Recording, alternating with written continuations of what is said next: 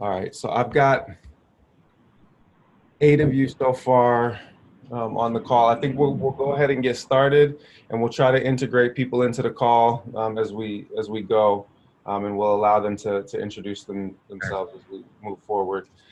First of all, how's everybody been? It's been a little while since I saw y'all. Doing well, thank you. Alhamdulillah. Okay. So I just checked with a few of the people that were on the call when we first started. So Brother Munir was meant to send out an email with a link that was providing instructions on how to do a comparative book review essay. Did anybody actually get that link and follow it? So Dr. Ware, I found it in the email. It's under the Zoom ID number. It says libguide.usc. Is that the one? That's the one. Yep. So if you're in front of a computer right now and you've got access to that, do feel free to pull it up. I'm going to give like a little bit of background and then explanation of the writing assignment. We're going to set a timetable for its completion. And I'm going to talk to you guys about a couple of the intermediate steps. And then I'm going to also kind of ask you guys what you're interested in working on so that you can get the best benefit out of the writing component of this course. And then I'm going to walk you after we do Maghreb, or depending on how things time out, maybe we can even start this process before Maghreb. I'm going to walk you through a process that we're going to use for the production of the papers that my own PhD advisor taught to me. And it's actually been the most useful tool that anyone's ever given me for developing my writing. So I wanted to pass that along to you guys, and we're going to be working with that process throughout the rest of the term in our online meeting. So we'll introduce that tonight. Thank you. Jazakallah. Okay. So how many of you are able to pull up that link to the USC guide for a multiple book review essay? I got it. I'm there right now. Yeah, I took a look at it earlier because I happened to see the link. Excellent. Good. Yeah. Okay. So the short version, just to kind of introduce the writing assignment, Dr. Jackson and I spoke at some length before the class started, and in previous years, so it was still on the syllabus, the option for a term paper. In previous years, that was on the syllabus, and we didn't have time to change it. If you're interested in doing a research paper, you're more than welcome to do so. But we agreed that the comparative book review was the best use of the writing assignment. It's less demanding for you, and there's also more benefit in it normally because it allows you to kind of tackle a set of questions, but to write in a way that's easier to complete successfully. So the basic idea is over the next few weeks, you guys are going to be selecting 2 books, 2 monographs, 2 single subject studies that have been written by some scholars. So these have to be academic books, and you're going to be reading them in dialogue with one another. And these 2 books that you're going to select are going to allow you to explore more deeply some aspect of Islam in the African-American experience, or Islam in the Black experience more broadly. If you want to select a book that's written about, for example, Islam in West Africa and Islam amongst the enslaved community in the Americas, that's an excellent juxtaposition. If you want to read a book that's written by a religious studies scholar, like, for example, Professor Sherman Jackson, and put it in dialogue with a book that's written by a historian like Michael Gomez, who's also written about the history of African-American Muslims, then that's an excellent juxtaposition that you can do with this book review. The book review allows you to triangulate a topic that's of interest to you at the intersection of the work of 2 other scholars. Does that make sense? Yes. Okay. For those of you that did get the message ahead of time, It should have also included an encouragement to reflect on what kind of topics that you guys are interested in writing on, or books that you might be interested in reading. I realize that a lot of people might not have seen that part of the message, but if there's anybody that did, does anybody want to chime in as to what reflections they've had up to this point, what they're most interested in investigating? And also, this doesn't have to be something that you thought about in response to the prompt in the email. Dr. Jackson certainly gave us all more than enough food for thought at that initial weekend kickoff for us to be thinking about what we wanted to delve more deeply into. But I'm gonna give you guys a minute, and I'm gonna stop talking because this is a class, and I'm gonna let somebody else break the silence. So the next words are gonna come from one of you. And there's no way that I can ask you to raise your hands in this call, so just go ahead and speak up.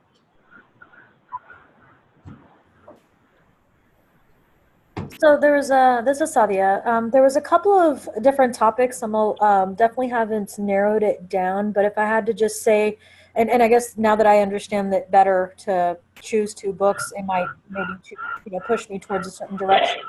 There was a couple of places that I was really intrigued about after the class, the in-person class, where one of the areas that I'm really fascinated by is the shift that Imam Mu'addin Muhammad made, and like what that transition was like for the Black American community, Muslim community, to be able to shift. It's a big shift. It was a giant shift. So absolutely, they moved towards Orthodox Islam, and just kind of like how did that happen? Like in Houston, I was just looking at this the other day.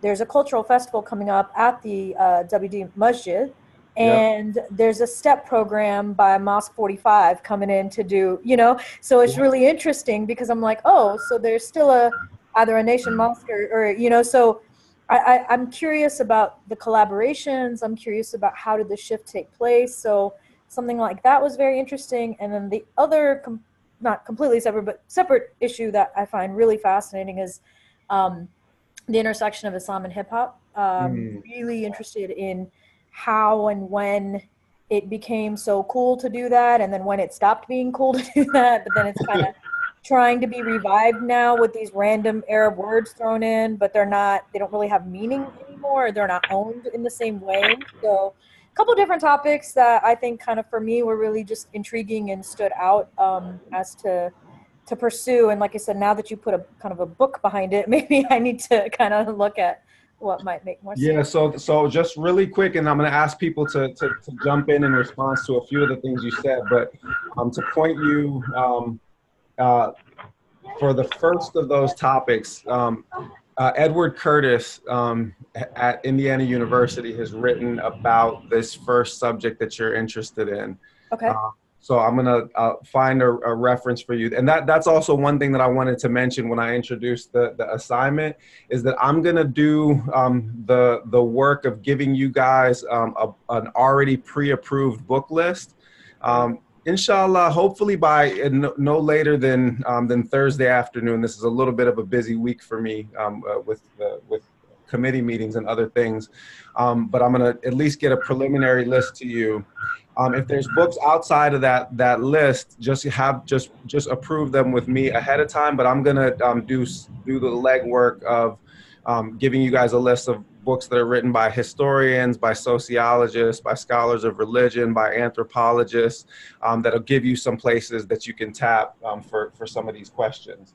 But the Edward Curtis work is an important one for that first topic. Okay. I want to expand just on that opening that you've given us. How many other people are interested in interrogating this moment when the Nation of Islam is undergoing this transformation through Warathine Muhammad towards what ultimately becomes kind of an African American Sunni form of Islam? This is Rushdan. I was interested in that same line, and presenting the Imam's work or presenting him or argument is he a mujaddid? Okay. And what he has done there's two statements that was made the Honorable Elijah Muhammad said, I'm making you a new people. And Imam Muhammad said, we are a new people. So I want to explore that and what he has done. That he himself said he is a mujaddid. He was once considered called a mujaddid. Yeah. And I want to explore that. That right down to the present, to be perfectly honest, there still has not been enough written about Wahid Muhammad, it plainly within the academic community. There's going to be a few works that I can point you to, but it's going to be, I can just tell you, it's going to be challenging for those of you who are interested to find full satisfaction in the literature as it stands now. On Islam and hip hop, on the other hand, which to go back to Sadia's other topic that she raised, there's been more written, and I can give you guys a pretty significant bibliography of works that might be of interest to you on that topic.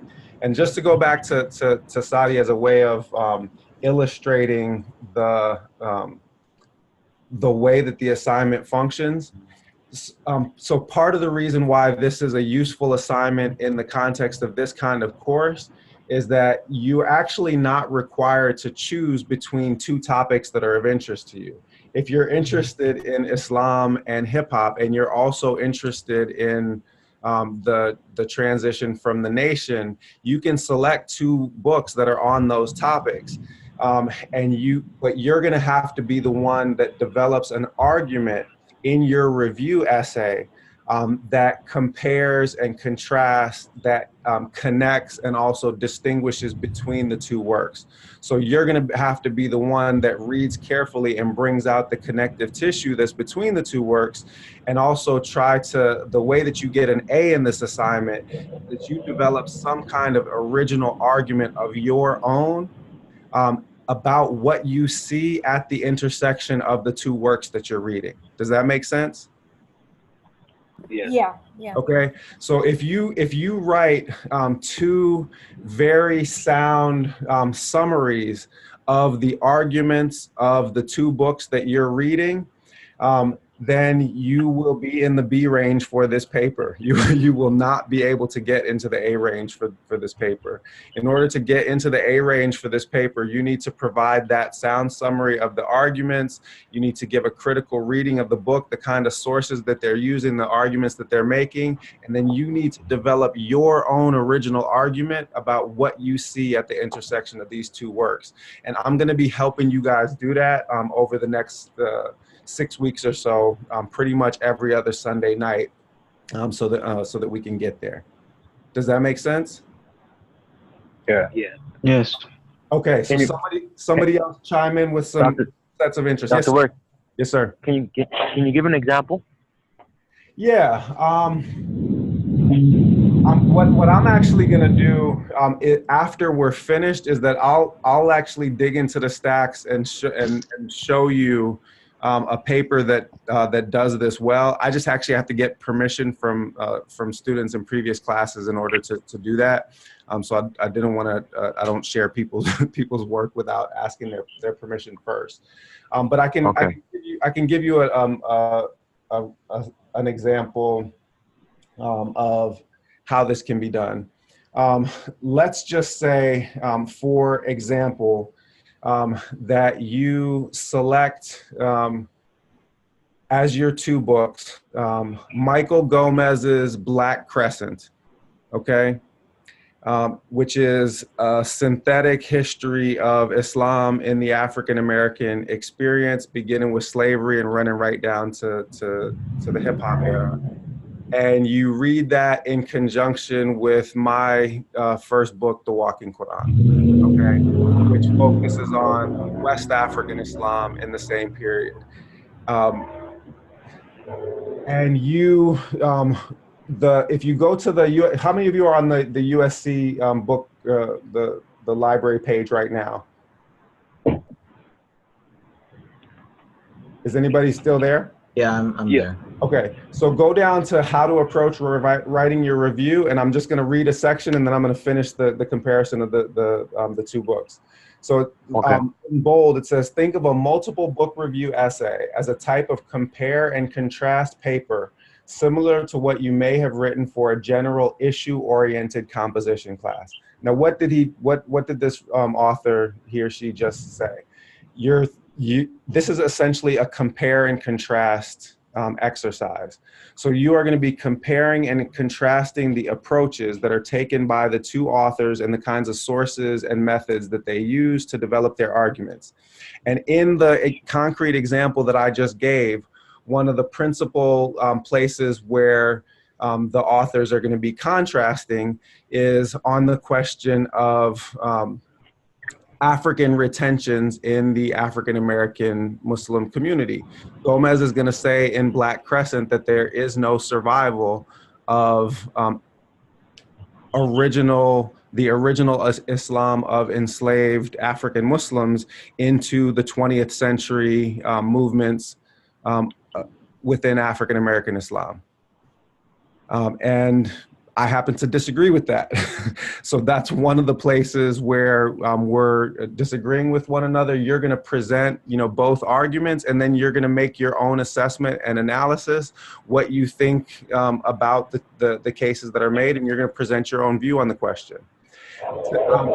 Another book that you could read, and this is one that you guys might not be aware of, that actually would be useful for those of you who are interested in the shift to Warith Deen community, and also those of you who are interested in the kind of broader narrative of African American Islam in the 20th century. It's a really nice book by Sally Howell, which might not immediately be known to many of you. It's called Old Islam in Detroit. So take that reference, because one of the things that Sally Howell shows is that before the rise of the Nation of Islam, before the rise of the Moorish Science Temple on the East Coast, there were African-American Sunni Muslims praying alongside immigrant Muslims in the 19-teens in Detroit. And there's photographic evidence of this. So that there's maybe more hidden in the experience of Islam in the late 19th and early 20th century than immediately meets the eye.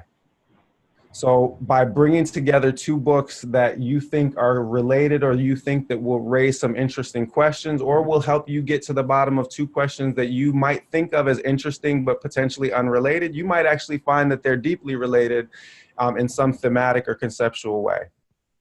Does that make sense? It does. Okay, so who else has topics that they want to throw into the hopper for their classmates to meditate on, and also just to get some feedback and some potential references that we might read? I had a particular interest with the whole discussion around Dr. Jackson and his views about the continuity about Islam between slaves and Africa in general. I'm particularly interested in the role that institutions like Sufi tariqas would have played in that, and how, basically, what role did they play if they were present and if they weren't, and basically like this kinetic versus potential energy of Islam within the Black community in America itself. That is it always there? It just, whether it's active or not is the question, and if it's dormant, how is it still passing from generation to generation until it does become active? Yeah, that's an excellent question. Unfortunately, the monograph that will help you get to the bottom of that, to my mind, still hasn't been written. So you're going to have to search carefully for books that are maybe on either side of the temporal questions that you're interested in. In other words, one kind of in the late slavery period, or at least that touches on the slavery period, and another in the early part of the 20th century, and then develop the questions for yourself. The one thing that I'll say is that I still think that for an overall assessment and to help you kind of think in broad ways about what the threads that are running through the enslaved African Muslim community in the Americas is, I still think Servants of Allah by Sylvian Juf is the most useful work. And that's an excellent book to consider reading for any of you who are interested in those questions of continuities and ruptures. And, you know, I think that you have to think about the question both in terms of continuity and rupture. The fact of the matter is that enslaved people do not control even the physical bodies of their own children, much less the education of their own children. In all instances, children are sold away from their parents all the time. So it's exceedingly difficult to maintain Islam as a coherent system of religious meaning across multiple generations. It doesn't mean that it didn't happen. It just meant that there were major obstacles to it happening. But Sylviane Diouf has, you know, the most thorough reading of the secondary sources of African Muslims enslaved in the Americas. How many of y'all, by the way, have had a chance to take a look at that book at some point? That was actually one of the books that I was thinking of looking at for this particular. Yeah, I mean, I think that if that's a question, if for those of you who are interested in questions of continuity and rupture, it's absolutely critical. And just for the rest of the class, and I'll send this to you guys in a PDF file so that you can just have it as a reference for the future. She has a chapter in that book called Literacy, a Distinction and a Danger, which every educated Muslim should have read. Because it's about how the presence of Arabic literacy actually functioned under the conditions of New World slavery to make some literate African Muslims actually incredibly famous and powerful at particular moments in time because of their extraordinary literacy, while at the same time not ultimately dislodging the terrible danger that came with having slaves know how to read in the first place. So there was this real tension, but she actually documents that there were enslaved African Muslims who kept their plantation records for their owners in Arabic because their owners were illiterate in any language. Yeah, this is Abdul Hafiz, and you know, that's one of my interests, and I was going to ask you about the work, A Muslim American Slave, The Life of Omar ibn Said. Yeah. That in it I found, you know, material that I had not been aware of prior, of a lot of documentation of the African Muslim and their ability to write, you know, in Arabic, and the impact and the influence that they had on plantation owners as well as on other slaves. There's some historical references about that in things recorded in newspapers, and just the presence of African Muslims more so than what people at one time had talked about. Absolutely. Yeah, there's actually a significant amount of documentation surrounding the life of Omar ibn Said. There's also a significant amount of documentation surrounding the life of Abdurrahman ibn Suri, how many people have seen the documentary Prince Among Slaves? Yeah, I have. Yeah, so that's also another monograph that you could consider for use if continuities and ruptures or the experience of enslaved African Muslims is one of the things that you want to consider, right? Because Prince Among Slaves, before it was a documentary, narrated quite nicely by Mos Def, I might add, was a book by a historian and biographer named, if I'm not mistaken, Terry Alford or something close to that. So that's also another work that you could consider. And both of those particular people, Omar ibn Said and Abdurrahman ibn Suri, both became prominent. Abdurrahman actually earned his freedom, of course, because of in part because of his literacy skills. But this also didn't change the fact that reading and writing in Arabic was extremely dangerous and often really policed carefully by slaveholding regimes. Another work for you to think about is a book by a scholar called João Reis, and João is J-O-A-O, and Reis is R-E-I-S, and he writes a history of the uprising of enslaved Muslims in Bahia in Brazil in the 1830s. and the fact that they planned the largest urban slave rebellion in the history of the Western Hemisphere by writing notes back and forth to one another in Arabic. And there are still surviving documents of them planning that slave rebellion. Dr. Ware, I have a question. Yes. With regards to this topic of the ruptures or continuities, because that's what I was looking at, would it be more beneficial to do something like you said, like the Walking Quran with like Servants of Allah, or could you still do something like Sylviane Diouf's Servants of Allah with like Alan Austin's African Muslims in Antebellum America? Like, is that okay too? You can definitely do that. I mean, for my money, and this is not, you know, I think that Sylviane Diouf's book really substantively replaces Austin's work as the definitive reference in the field, so that reading them together doesn't necessarily produce new insight. I mean, they're produced they're written a full almost 25 years apart, so that the Servants of Allah really incorporates what was in the Austin and kind of tries to push the field further. If I know from having read Austin's when I was in graduate school, and having done a number of events actually with Sylviane Diouf, that was an important, you know, that was an important source that she read.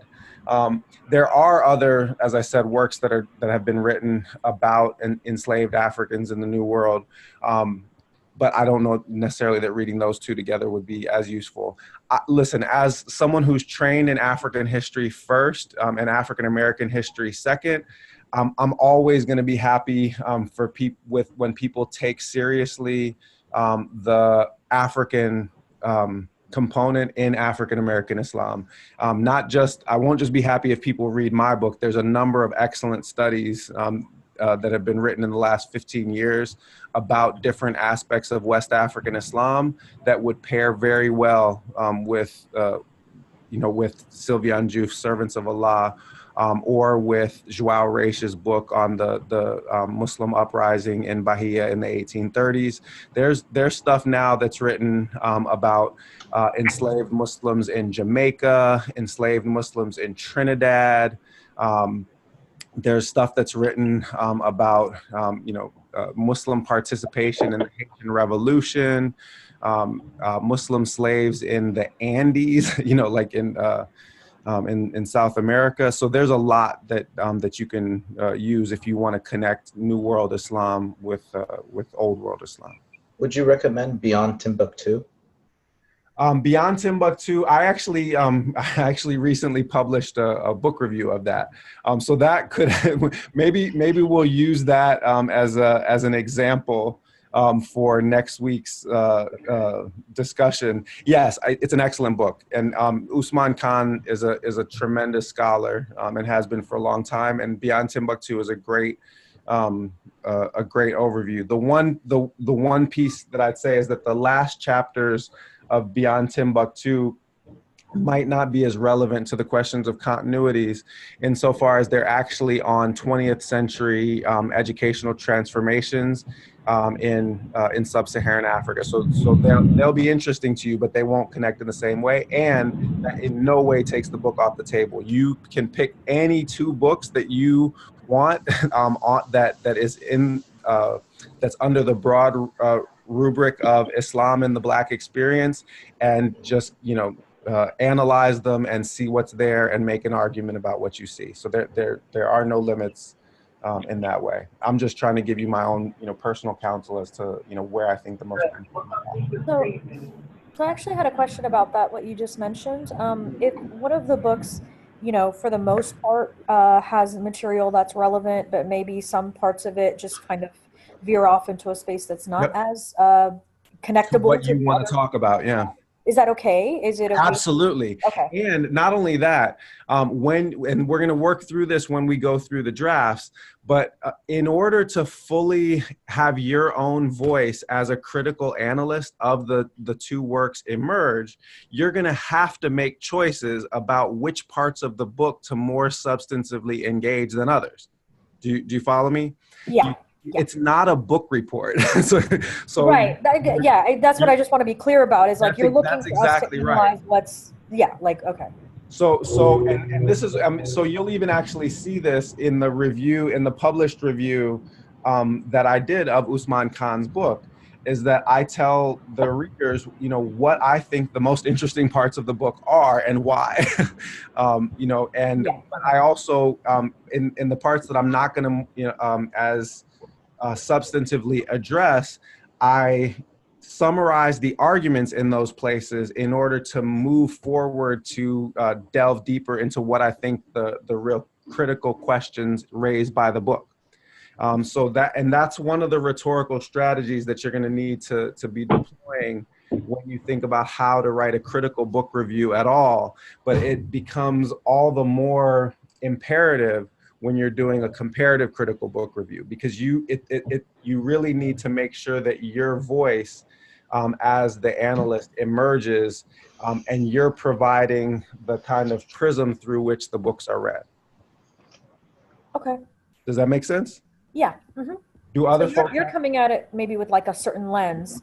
Exactly. And they're, you're analyzing what's the information being presented, but it's kind of almost constantly through your own sort of initial lens and you're trying to, because listen, if the way that I've said this many times, if you remember my presentation, I talked about kind of the classical tradition of Islamic knowledge and how it's been preserved in West Africa. Whenever I'm asked to summarize what it is that classical tradition is actually trying to cultivate, the answer that I always give is understanding. It's trying to cultivate understanding. So your understanding is your own, and you're trying to actually develop a deep understanding of a question that interests you at the intersection of these books. And the authors and all of the work that they've done, you've got to now present what your understanding of these works are, how they're similar, how they differ, and what you can see by reading them together that perhaps you couldn't see by reading them separately. Okay. Do other folks have questions up to this point? Yeah, Professor, I have a question. Sure. So maybe I just didn't read the email clearly. Is this comparative our final project? Yes, this is your final project. Okay, so on the syllabus, I remember reading that there were two options, a book review, or what we're talking about now, or just an opinion paper.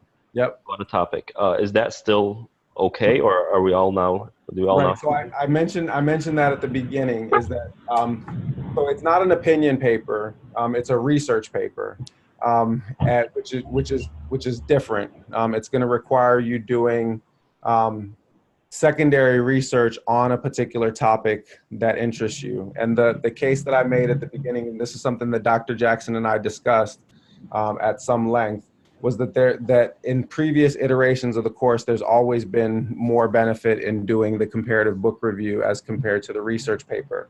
Since the research paper was on the syllabus, I didn't want to take it off the table for any of you that are interested in doing it. However, both my own experience in teaching courses like this and Dr. Jackson's experience in previous versions of this course have argued heavily in favor of the comparative book review assignment. So if you want to do a research paper, propose the topic to me, offline in an email. I'll give you feedback. But we're gonna proceed with the book review as what's the term I'm looking for, as the primary option for the writing assignment. Thank you, appreciate it. Yep. Other questions? Can we take a 10-minute break for Maghrib? It's just come in here in Santa Barbara. I don't know where, if it's come in where other people are. Sure. Okay. Yeah, it's just coming in here in Southern California too. Okay, inshallah. So I'm gonna let's make it We'll check back in at 6:25 Pacific, so it'll be a 13-minute break for those that need wudu or need a cup of tea or a cup of coffee to go with their salat to get their batteries charged for the last part of this online session. And then if there are questions that are marinating during that time, let's not hesitate to raise them, and we can dig into them. And then I'm going to start talking you through the process of the intermediate steps that are going to get us from where we are now to this to this paper. Cool? Sounds good. All right, I'll be back with you all in about 12 minutes. All right, alaikum salam.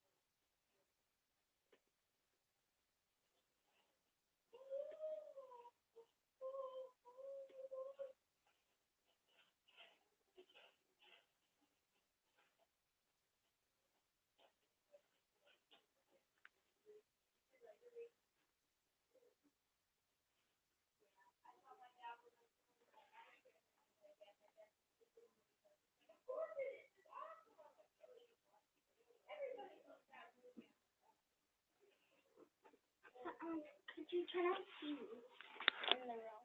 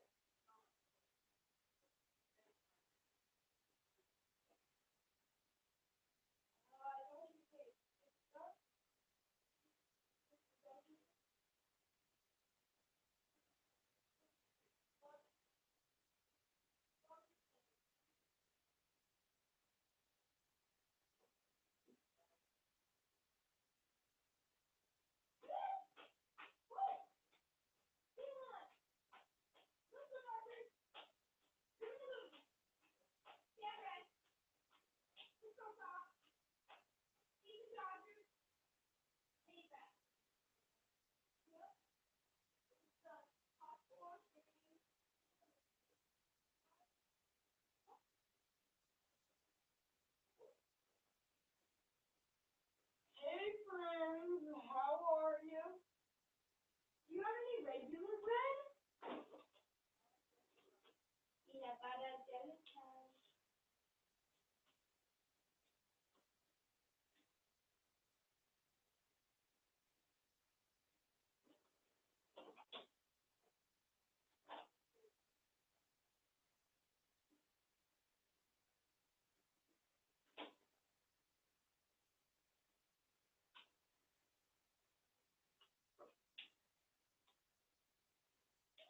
Some pizza. Some pizza, guess what?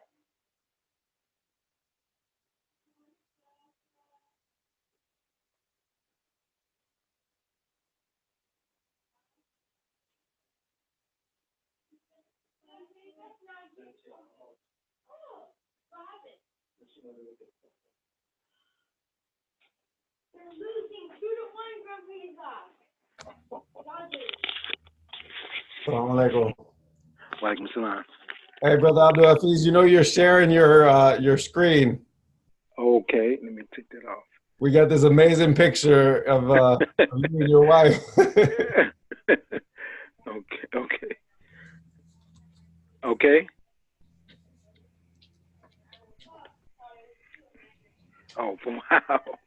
Where did that come from? I think there's an option somewhere in the yeah, just maybe to click to tell it to not to share down at the bottom of the screen. Okay. Right there. Not to share, right? Yeah.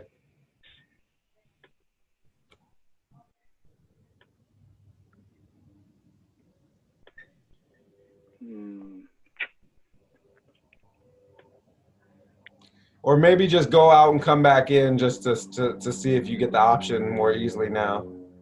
Yeah. Okay. That's where I found it was down at the bottom of the screen there.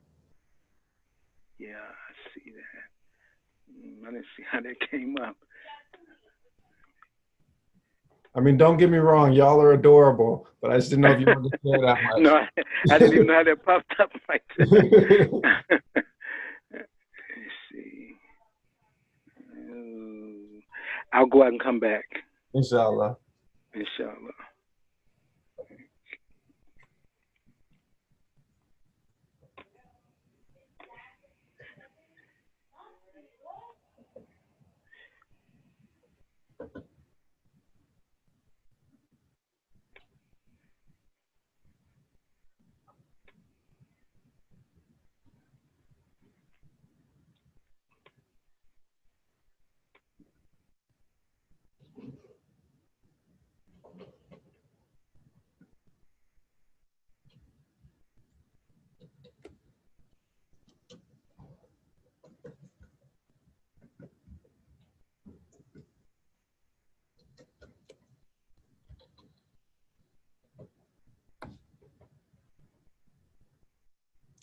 Assalamu alaikum, Enrique. Did you just check in?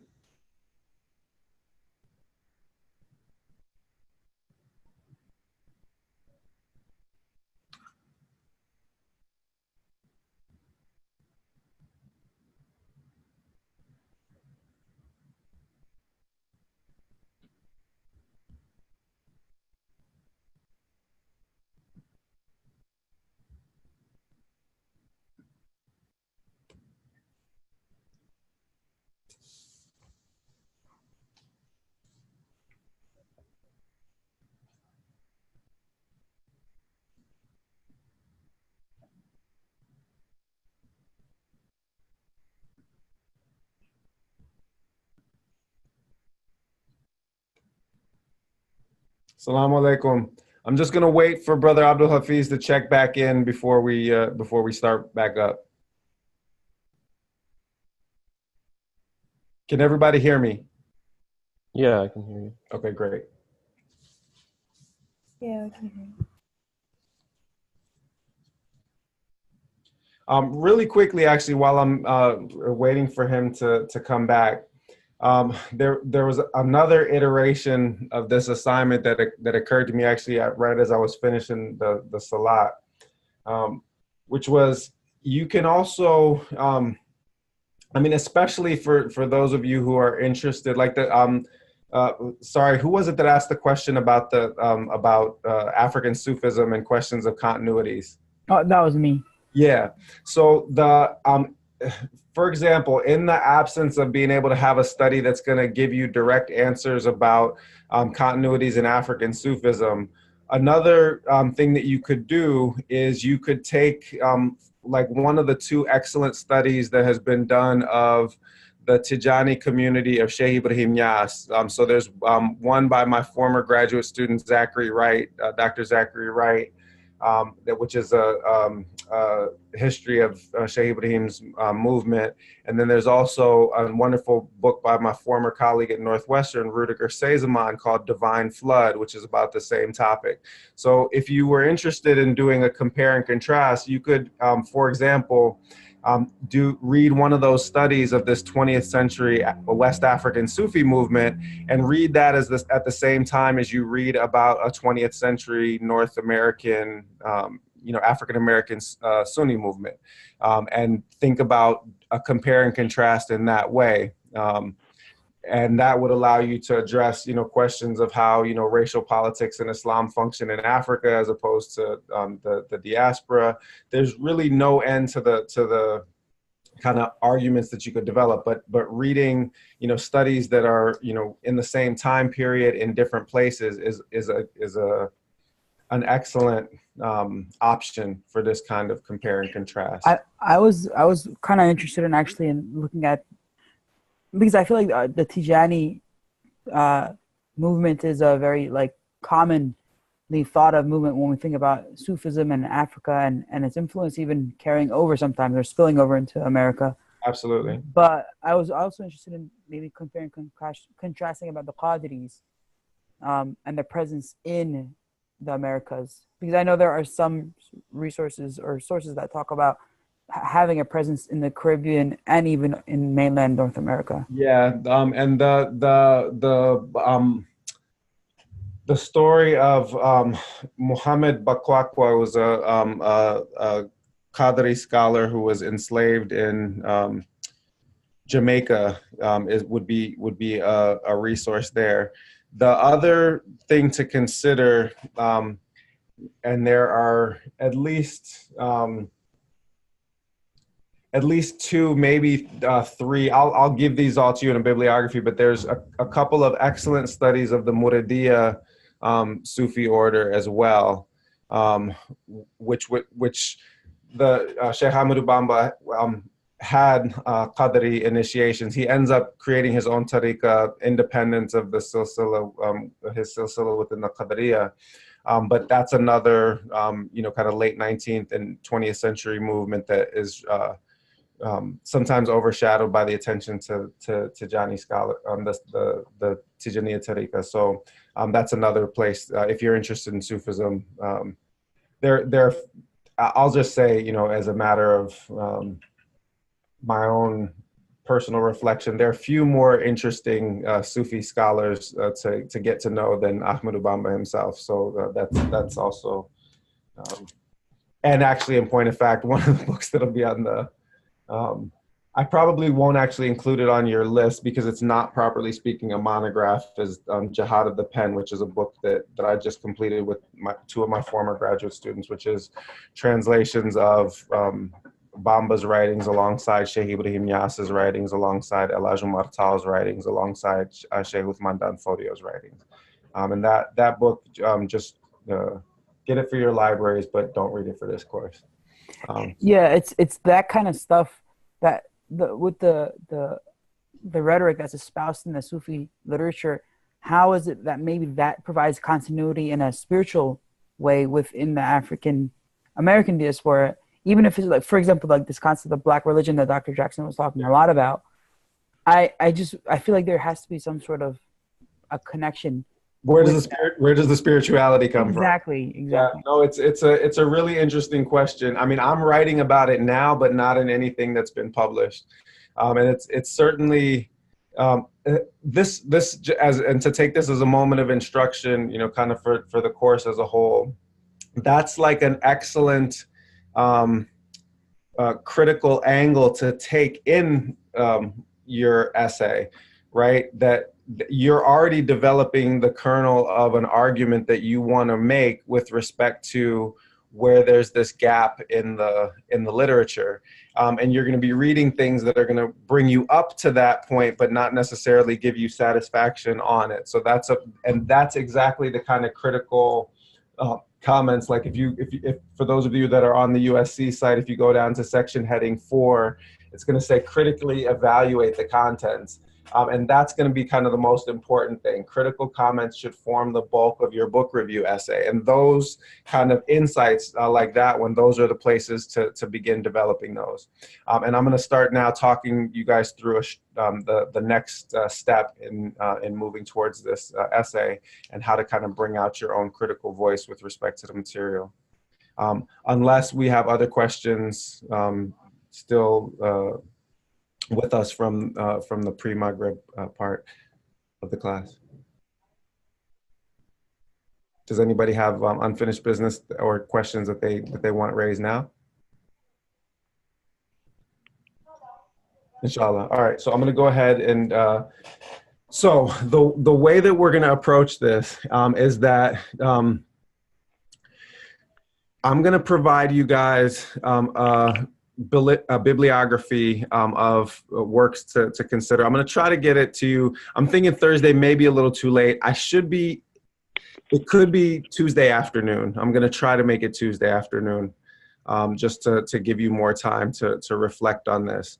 But our first step in putting together this longer term essay is that for our next meeting in 2 Sundays from now, you guys are going to put together a draft of critical responses to one of the works.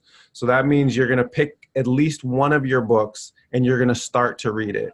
You're not going to have to make your way through the entirety of the work, but you're going to have to have grad school read your book. And what I mean by grad school read your book is that your finger should touch every page, but you shouldn't read every word. Does that make sense? Yes. Yes. Yes. Yes, it does. So you're going to need to read this work in order to be able to assess what the major argument of the book is, what the sources that are being used, and begin to respond with your own take in response to the book. But you still have an opportunity to kind of read the book more deeply when you add your second book to this, and that's what we're going to do for 2 weeks after that. So your task in the meantime is to select that first book and to write a draft of a critical review essay. And that draft should be, we're going to say between 1,000 and 1,500 words in length, which is under normal circumstances between 4 and 6 double-spaced pages. Okay. Okay. And the way that we're going to, so the first thing is that on the syllabus, you've been encouraged to write a 20 to 30 page essay. Is that correct? I was looking at it before class started. I don't have it up. Yeah, it's 20 to 30. Yeah, that's not going to happen. We are not writing 20 to 30 page essays. What I'm going to teach you is the set of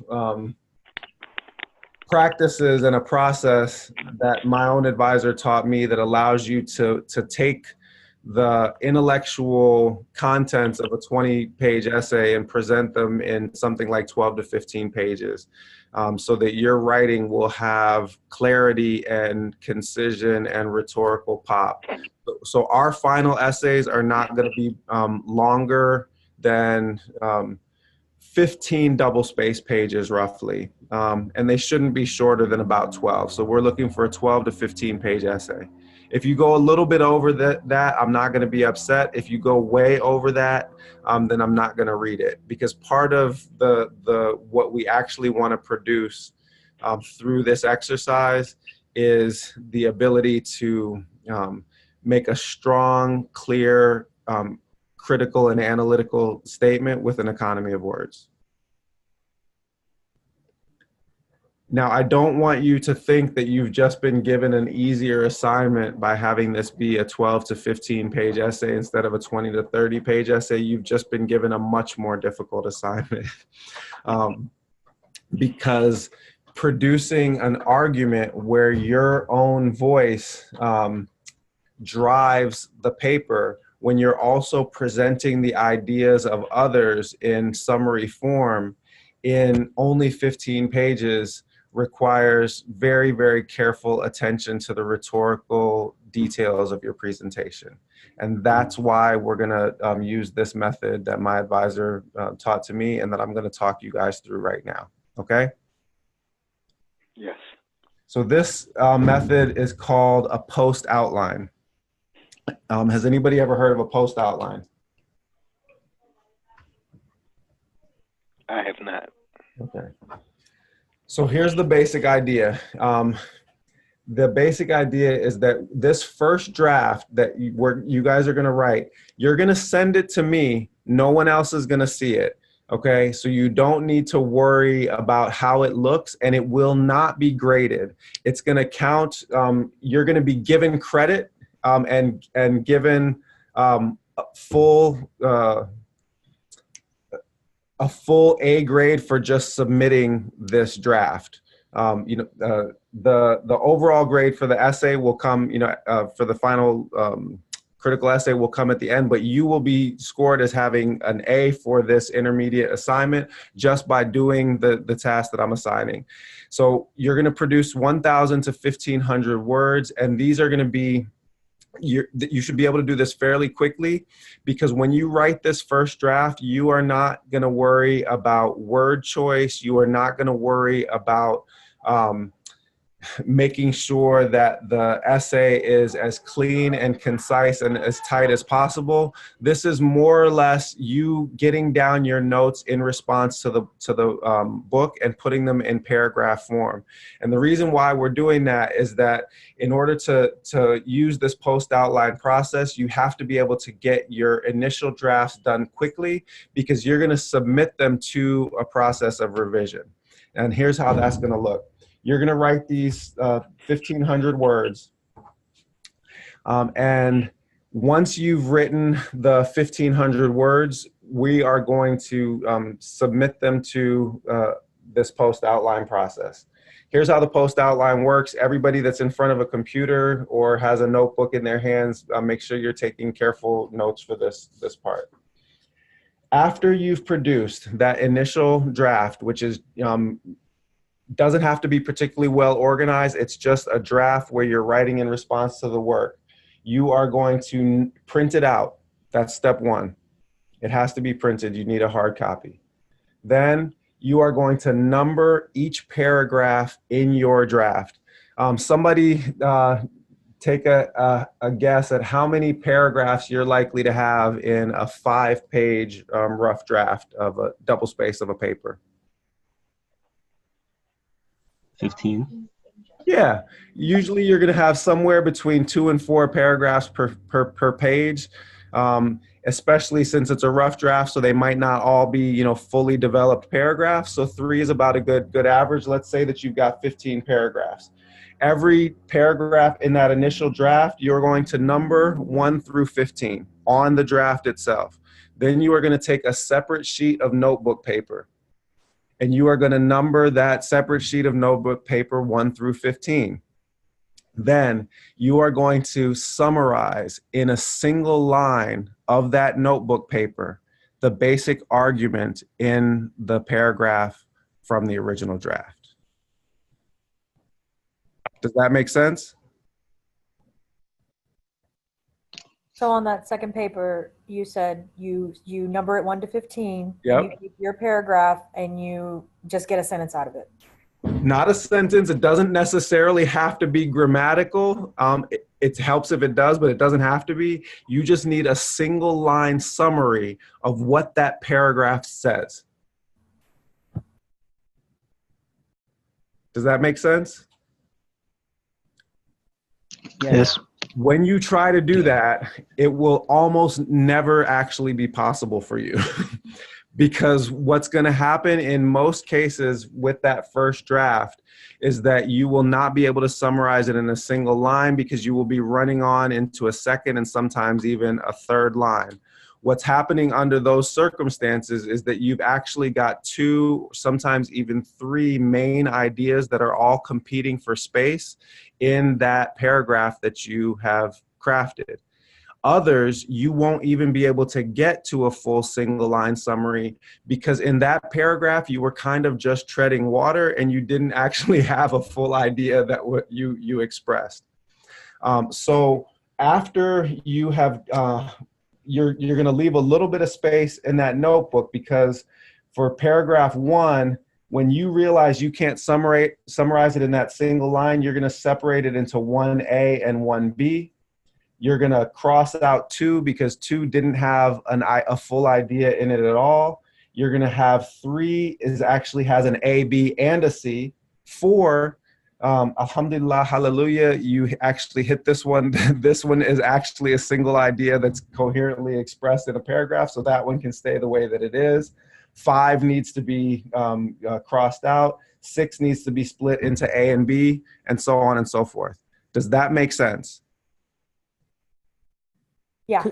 Could you kind of summarize that again? Yeah, it's so the basic idea, I'll put it to you in these visual terms. Get a legal pad rather than a regular piece of notebook paper because the legal pads are longer. And let's say that it's not, to be honest, most of you won't have 15 paragraphs. Most of you will have 12. I've done this for years.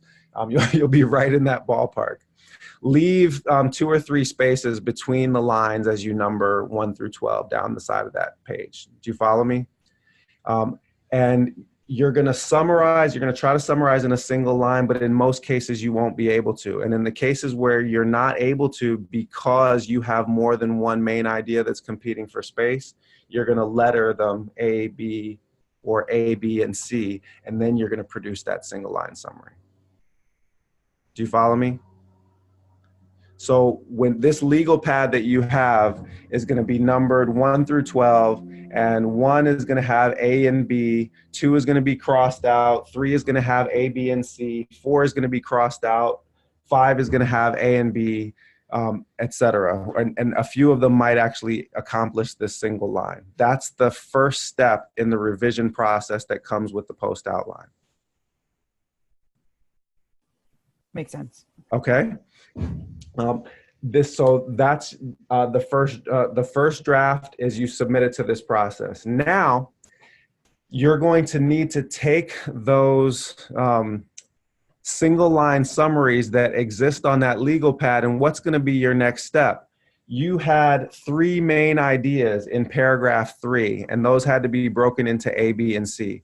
In this next draft, each one of those needs its own paragraph. So you write the paragraph that does the work that is described in the single line summary. Does anybody need me to repeat that? Yes. Okay. So the idea, you know what? You guys can see me, right? Yes. Okay. So I'm just gonna do this on a piece of paper.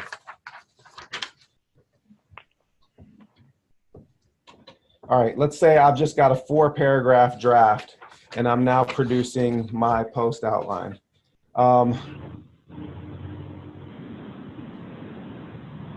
The first line is summarized: Black people are ignored in the history of Islam.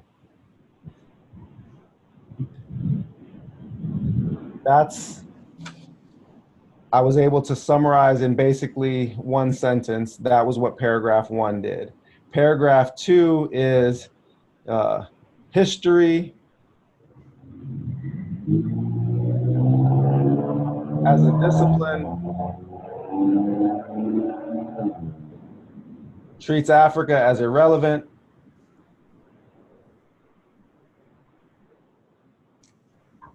Islamic studies focuses on the Middle East.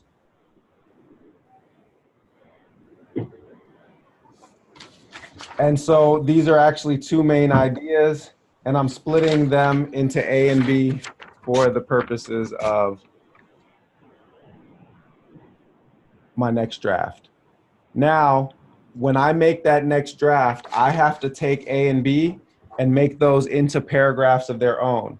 So the sentences that were in that initial draft that I had that led me to summarize the paragraph in this way, I need to separate those into 2 separate paragraphs. One of them says history as a discipline treats Africa as irrelevant. The second one of them, in a completely different paragraph, deals with the question of Islamic studies focusing unduly on the Middle East.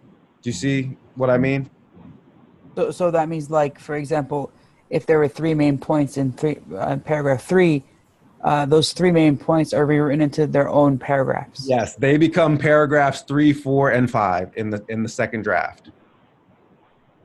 Okay, you got that. You got me? So Yes. yeah, so that is the draft that you're going to hand in, or send to, rather send to me. You're not going to come to Santa Barbara, but you're going to send to me via email. Oh, and use my personal email. Don't use my Bayan email. Everybody that's got a minute, just take my personal email. It's just butch.ware@gmail. Because I'll get those on my phone, and that way I can read them anywhere. Can you repeat it? Butch, which is my nickname since childhood, .ware@gmail. So BUTCH. BUTCH.WARE@gmail. So just to be clear, when you were saying, okay, so in 2 weeks, what's due is the 4 to 6 page paper with, we think maybe 12 to 15 paragraphs, etc. Yep. It's Then we're not a doing this paper, it's just a process. draft. And go ahead. But sorry, go ahead. No, I interrupted you. Please continue. No, I just meant, sorry. And then this process that you're explaining is us kind of doing this privately. We print it out, we look through, we make our single sentences or single statements. And then, as we're revising, that's like, I just wanted to be clear. What we're turning into you is just that very first thing, right? You're turning in the first revised draft. So you're turning in the result after you undergo this process one time. Okay. Your first draft is going to be stream of consciousness. Got it. It can be utter nonsense because what the post outline allows you to do is so writing always feels like something that is really painful to separate yourself from analytically. We struggle for every word that we try to get down on paper. And oftentimes we can't create the analytical distance from our own ideas that's required to actually present them in the rhetorical form that is going to be most persuasive to a reader. What a post outline allows you to do is it allows you to sit back and assess critically what your own paragraphs are doing, to analyze them yourself, and then to make them do what you actually want them to do. So you don't have to know what your argument is before you start. You can just write, and then you will see your own argument emerging as you try to summarize the significance of your own words. Okay.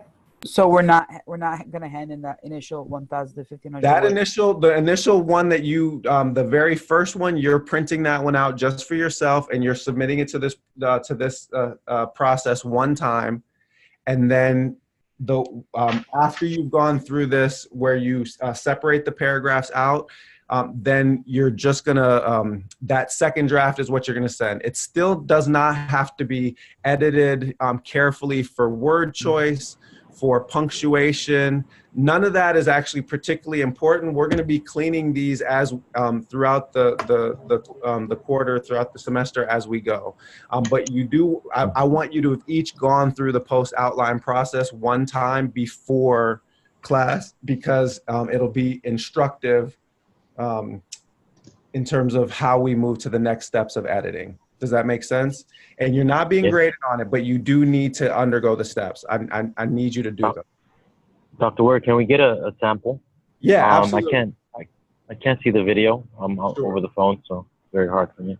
Yeah, we can. What I might actually do, I may even actually have a video of me doing this at some point. This is something that I've done with all of my graduate students for 15 years now. So I'll see if I can if I can come up with something. And I can try to put the instructions in written form, but it's actually just a lot easier. To be honest, once you're in the process, if you have questions, email me, because you'll understand it better as you're doing it.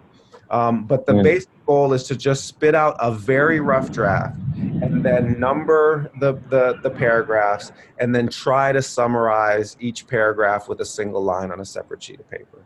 That's the first part. And then when you've undergone that process first, then just try to make your second draft reflect the ideas that you're actually trying to get out. And that's what happens when you take paragraphs 3A, B, and C and turn them into their own, or excuse me, you take paragraph 3, which has points A, B, and C, and you turn it into paragraphs 3, 4, and 5 that actually do the work that corresponds to A, B, and C. Okay. I'm going to give you guys an overview of where this is going for the weeks that follow that, so you can understand the process as a whole. And then I'll take questions, and then I'm going to have to wrap up just a little bit early. So the next step, and this is not for 2 weeks from now, but the next step after that, after we've gone through this first editing process, is we're going to do a second post outline. Okay. That second post outline, we should now have single line summaries for each one of the paragraphs that exists in the draft, because we've written the paragraphs that corresponded to those ideas that were on paper.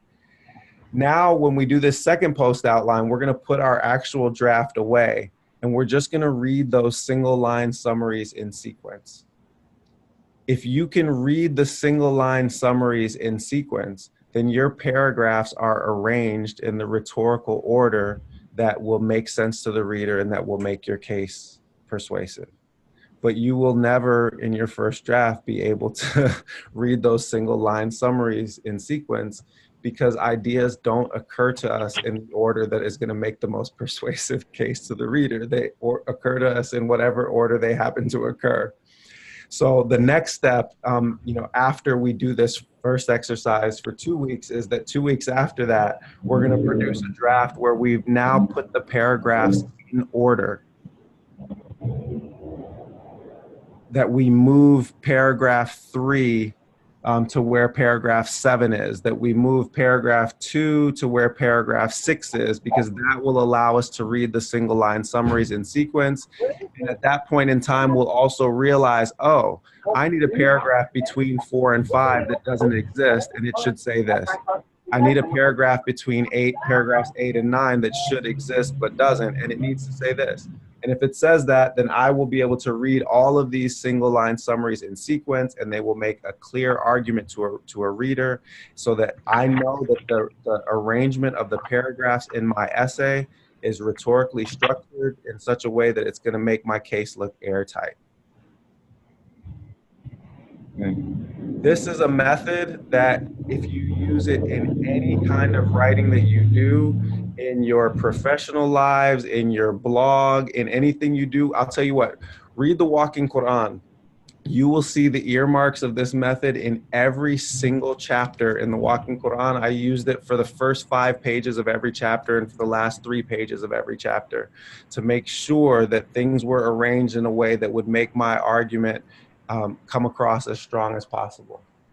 The last step in the process, and this is something that my advisor didn't teach me, but it was something that I learned after using this method by myself for a number of years after he taught it to me, was that he was always telling me that the best way to make a persuasive case to a reader is with clear declarative sentences.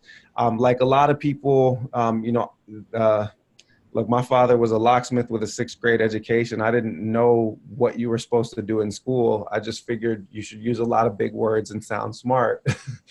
And what he said when he read my writing is he said that simple declarative sentences make a more powerful impact on a reader than a lot of big words and comma-laden clauses. You know, just say it as clearly and as powerfully as you can.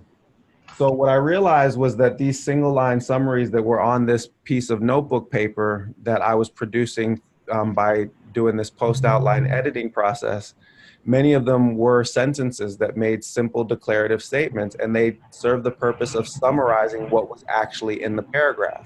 So I took those single line summaries and wired them back into the draft, oftentimes as the topic sentence of a paragraph.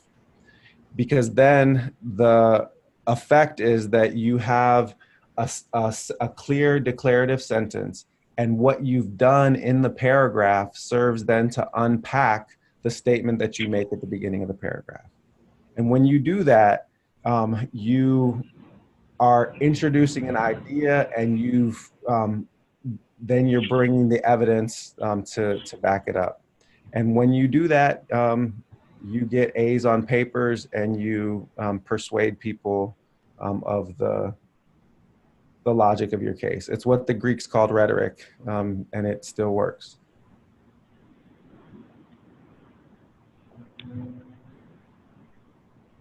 Do you guys have questions about where this is going in terms of the post outline process? What are the actual dates things are due? First rough draft, which is, you know, as we discussed, technically your second rough draft, but that's going to be 2 weeks from today. So that is November 11th. Okay. And we're going to do a second, we probably won't actually do the second revised step on the 25th. We might do we might introduce the second book for the 25th. So I want to leave us some flexibility as to which of those we're going to do based on how things go with the first draft, because I've done it different ways with different classes. Sometimes for the comparative book review, it's better to introduce the second book at this time and leave the final editing process for weaving together the essay as a whole. So that's most likely what we'll do for the 25th. But we're basically going to be shooting for that first rough draft on the 11th. We're going to have another short intermediate writing assignment for the 25th.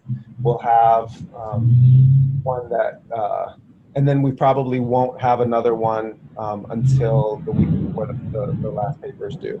And does anybody have the syllabus open? I've got too many windows open at the same time as to what the actual last day of the semester is. December 21st, I believe. Yeah, December 21st.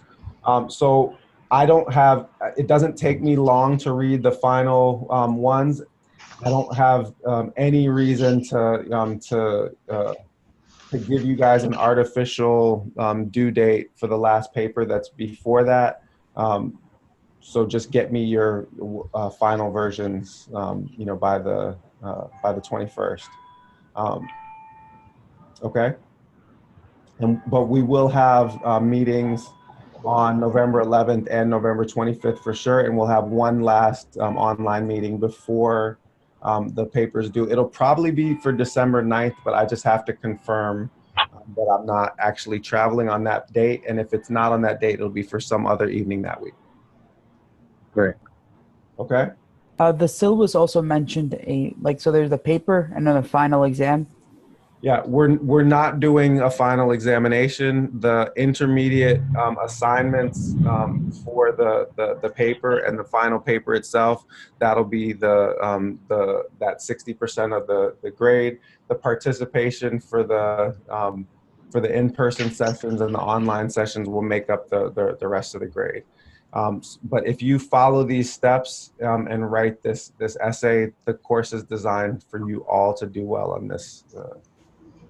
We're not going to have a separate examination. Thank you. Yep.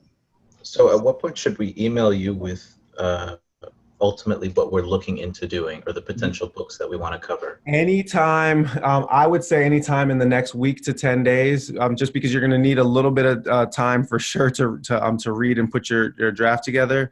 Actually, now that I say it out loud, it really needs to be by the end of this week. Okay. You don't have to have made decisions, but you need to at least propose that first book that you want to read if you haven't made your mind up about a second one.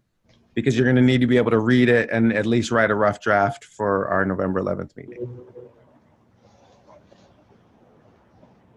So just send me an email. It does not have to be elaborate. It can be 2 sentences. Just, this is what I'm kicking around. And that way I can respond with concrete suggestions for each of you where you're at rather than taking up online time to do that.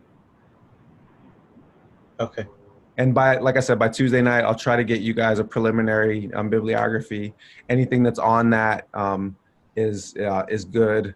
And if you want to propose something that's off that, just, get my approval first, just so I can make sure it's the right kind of book.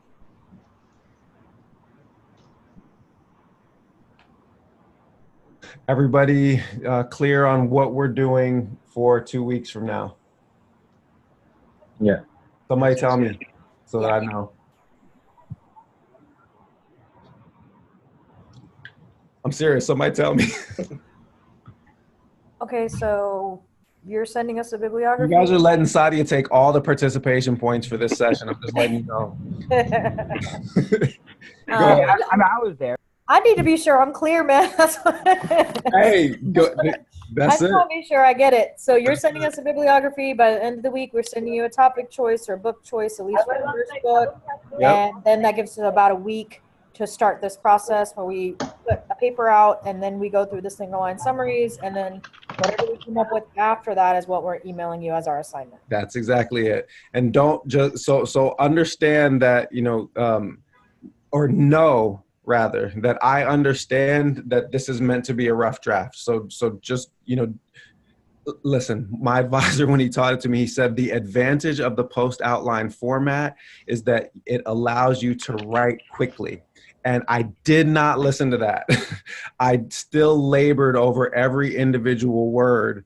And that was a huge mistake. The reason why it doesn't make sense to labor over every individual word while you're producing this draft is just think about it. If we're numbering every paragraph and we're going to have to move the paragraphs around, what's the point in spending a lot of time working on transition sentences and choosing just the right word to get from one paragraph to the next, when you need to be able to move the paragraphs around to arrange them in the right order? Do not labor over every individual word. Labor over the ideas. We're going to submit it to a process later that will make it clean and sparkle and shine, and I will pay careful attention to helping you select the right words. This really is a rough draft. And remember, you're not being graded or evaluated, this is not going in the New York Times. So just get your ideas on paper, submit it to this process, and then send it to me, because that's what we need. And everyone has to have done it, because next week's session, our session in 2 weeks, is as much a workshop with the process as it is working through the ideas that are in the contents of the course. I have a question, Professor. Yeah. Is there a certain time period where we need to stick with? Because I'm thinking of doing the development of the Maliki school or the spread of Maliki school So is there a specific is that okay, first of all? And if that's okay, is there a specific time I should stick to? There's no time period that you have to stick to. The one thing that I'll tell you is that there is almost nothing published on the on early Malikism in West Africa. So you're going to have a hard time fitting it under the rubric of African Americans and Islam. What would be the book that you would read for the early Maliki component? That becomes the question. Yeah, I was researching it. Yeah, it's tough. I mean, I look, hey, if you find a good one, you know, hit me to it. But I've been working in the field for 20 years now, and I'm still yet to see that that book that actually does the work. I had a graduate student that was interested in it, and he ultimately ended up doing a dissertation that took him more towards the 19th century. But I hate to break it to you, but I don't think you're going to find that book. But if you do, hey, I'd like to read it too. Thank you, Professor. Yeah. Anybody else? All right. So my binding, it was initially just a proposition, but my binding agreement and my word is my bond is I'm gonna get you guys a bibliography by Tuesday night at the latest, so that you can really get rolling on this thing. But don't just wait for me to do it. If you've got topics that are in your head, start looking. Use university library. Resources to start researching books, and don't hesitate to hit me with an email saying, what do you think about this book, what do you think about that book, what do you think about this idea, what do you think about that idea. The reason why I gave you my personal email so that I get them on my phone, so that whether if I'm out with my son at the playground and I get it, I can fire you back a response. So I'll try to be as responsive as possible, especially in this next week while we're getting these things off the ground. All right. Does anybody have any questions or unfinished business that we need to take care of online? Otherwise, you can always email me. All right, then we're free for the evening, and we managed to wrap this thing up 20 minutes early, mashallah. Assalamu alaikum wa rahmatullah. It's good to hear y'all's voices again. I'm looking forward to working with you on this essay, and hopefully also giving you the kind of useful feedback on your writing that just makes you into better thinkers and scholars on the whole. It was a favor that my advisor did for me, and I want to pass it along as much as possible, inshallah. Barakallahu feek. Thank you. Thank you. Thank you.